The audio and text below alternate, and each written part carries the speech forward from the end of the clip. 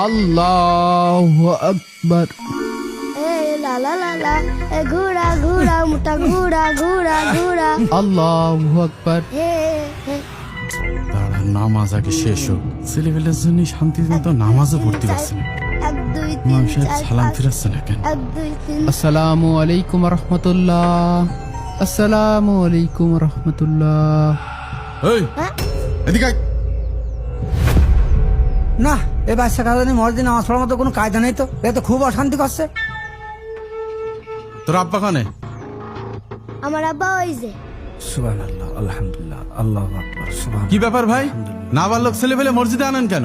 সুবহানাল্লাহ, আলহামদুলিল্লাহ, আল্লাহু আকবার। এইটা কি বল খেলার মাঠ নাকি যে ছেলে মিলে মসজিদে ছেড়ে দিয়ে থুয়েছে? আল্লাহুল হাইয়ুল কাইয়্যুম লা তাখুযুহু। কি হলো ভাই, কথা করছেন না কেন? হ্যাঁ?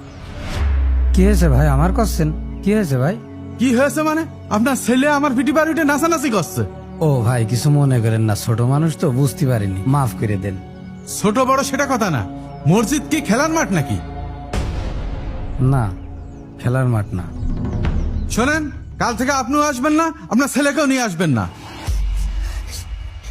কিন্তু ভাই, ছেলেবেলে মানুষ তো, সাথে করে নিয়ে আসি যাতে নামাজ কালামটা শিখতে পারে। কোনো কিন্তু নেই, যান, এখনই বের হয়ে যান। ঠিকই হয়েছে, ছেলে নিয়ে এসে অন্যের নামাজ নষ্ট করবা, তা হবে কে? মনে আপন চল। ও আব্বা চলো। আয় বাজান। আব্বা আমি আর কালকে তো মসজিদে নামাজ পড়তে আসবো না। থাক বাবা, চল। আল্লাহ, বের করে দিয়েছেন, ঠিকই হয়েছে। এদের সাথে এরকম হওয়া উচিত, যত সব মসজিদে এসে ঝামেলা করে। এই, আপনারা একটু দাঁড়ান। জি হুজুর। ভাই, এটা আপনি কি করলেন? সাইদুল ভাই আর ওনার ছেলেকে এভাবে মসজিদ থেকে বের করে দিলেন? তার ছেলে আমার পিটি বাড়িতে নাচানাচি করছিল। আপনি কি জানেন রাসূলুল্লাহ সাল্লাল্লাহু আলাইহি সাল্লাম যখন নামাজ পড়তো তার পিঠে কে উঠতো? কে হুজুর? হাসান হোসেন, তাও সিজদারত অবস্থায়।